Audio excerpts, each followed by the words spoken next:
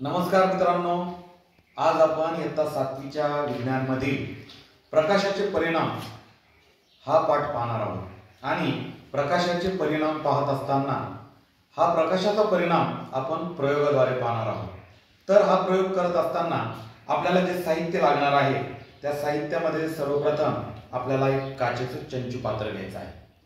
त्या चंचू पात्रामध्ये आपल्याला हे पाणी लागणार आहे, त्यासाठी पाणी आणि थोडंसं दूध आणि त्यानंतर हे लेझर पॉइंटर, या सगळ्या साहित्यांच्या आधारे आपण हा प्रयोग करणार आहोत।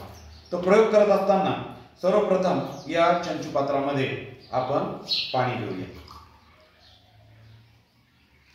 घेतलं पाणी आणि त्यानंतर या लेझर पॉइंटच्या द्वारे आपण याच्यामध्ये हा प्रकाश झोत टाकूया। आपण बघूया याच्यात काय दिसतं का तुम्हाला। प्रकाश असा तुम्हाला जाताना दिसतो का याच्यातून? नाही दिसतो का? नाही, मला पण नाही दिसला। बरं, इकडून घेऊन बघू आपण, इकडून दिसतो का? दिसतो का? नाही।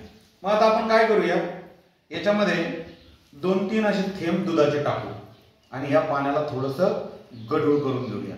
2-3 थेंब पाण्याचे टाकू, एकदम थोडंसं काहीतरी टाकू आपण याच्यामध्ये।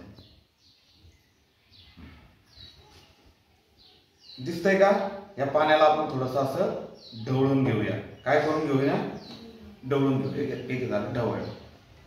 पाणी थोडं गढूळ दिसतंय का? आता दिसतंय।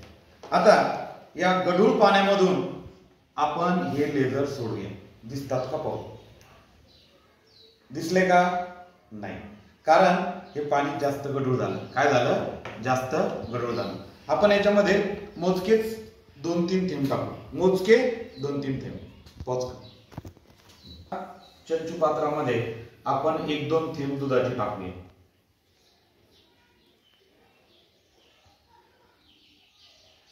हे दूध दिसतं का? 1-2 थेंब टाकलेले, थोडंसं गढूळ झालेले पाणी आपण काय करू, त्याला ढवळून घेऊ।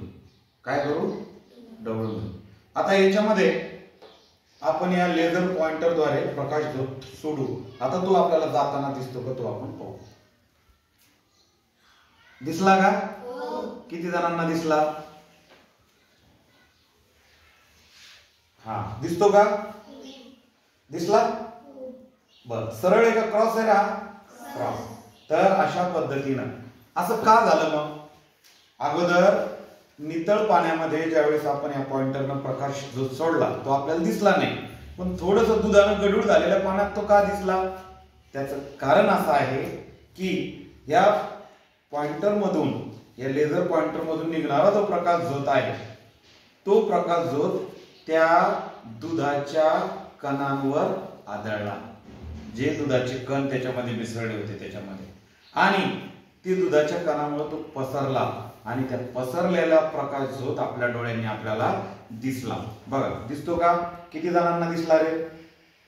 हा प्रयोग तुम्ही घरीही करू शकता, परंतु या लेझरचा चांगला वापर करायचा, कोणाच्या डोळ्यावर ते लेझर मारायचं नाही।